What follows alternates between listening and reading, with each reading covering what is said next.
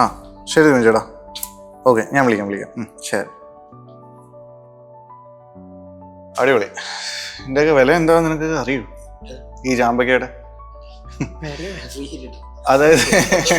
അതായത് നമ്മുടെ ഈ പ്രോഗ്രാമിന്റെ ഭാഗമായിട്ട് ഞാൻ നമ്മുടെ ദിവിൻ ചേട്ടനോട് പറഞ്ഞു, ചേട്ടാ നമുക്ക് ഈ തിരുവനന്തപുരത്തെ ഓതന്റിക് ആയിട്ടുള്ള ക്യുസീൻ എന്നുള്ള രീതിയിൽ നമ്മുടെ തനി നാടൻ കറികൾ എന്നുള്ള രീതിയിൽ ചെയ്യണം. പുള്ളിക്ക് ശരിക്കും വലിയ സന്തോഷമായി. അപ്പം അതിൻ്റെ ഭാഗമായിട്ട് കുറച്ച് ക്യുസീൻസ് ചെയ്യുന്നതിൻ്റെ ഭാഗമായിട്ട് പുള്ളി പറഞ്ഞു നമുക്ക് ചാമ്പയ്ക്ക് അച്ചാർ കൊടുക്കാം ഈ അച്ചാർ വിഭാഗത്തിൽ എന്നുള്ള രീതിയിൽ. ഞാൻ പറഞ്ഞു അത് കൊള്ളാം, മാങ്ങാൻ നാരങ്ങയൊക്കെ എന്നുള്ള രീതിയിലാണ് പോകുന്നത്. പക്ഷെ ഞാൻ ചോദിച്ചപ്പോൾ നമുക്കിത് ഇവിടെ നാട്ടിൽ കിട്ടുന്നതല്ലേ, കുഴപ്പമില്ല എന്നുള്ള പറയും. പുള്ളിയാണ് പറയുന്നതിൽ നാറുപോലെ കിട്ടത്തുള്ളൂ.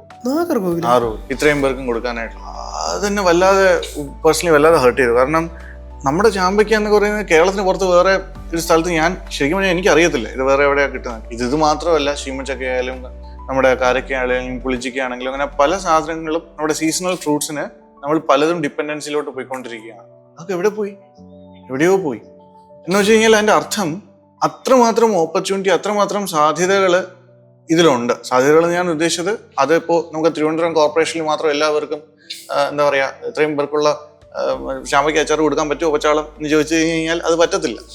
കാരണം അത്രമാത്രം നമുക്കിവിടെ പ്രൊഫഷൻ ഇല്ല എന്ന് പറയേണ്ടി വരും. ഇതിനെല്ലാത്തിനും നമ്മൾ ഡിപ്പെൻഡൻസി മോഡിലോട്ട് പോയിക്കൊണ്ടിരിക്കുക. അതിനി പാടില്ല. അതിന് എന്തൊക്കെ നമുക്ക് ചേർന്ന് ചെയ്യാൻ പറ്റും എന്നുള്ളതും കൂടി നമ്മുടെ ഈ അന്തർപ്രേരണയുടെ പാൽപ്പഴം പച്ചക്കറി എന്ന് പറയുന്ന സെഷനിൽ നമുക്ക് കവർ ചെയ്യണം. അത് നമ്മുടെ പ്രേക്ഷകർക്കും വളരെ അനുഭവവേദ്യമായിട്ടുള്ളൊരു ടോപ്പിക്കായിരിക്കും ഞാൻ പ്രതീക്ഷിക്കുന്നു. Antarprerana, Kerala's biggest entrepreneur event. Book your seats now.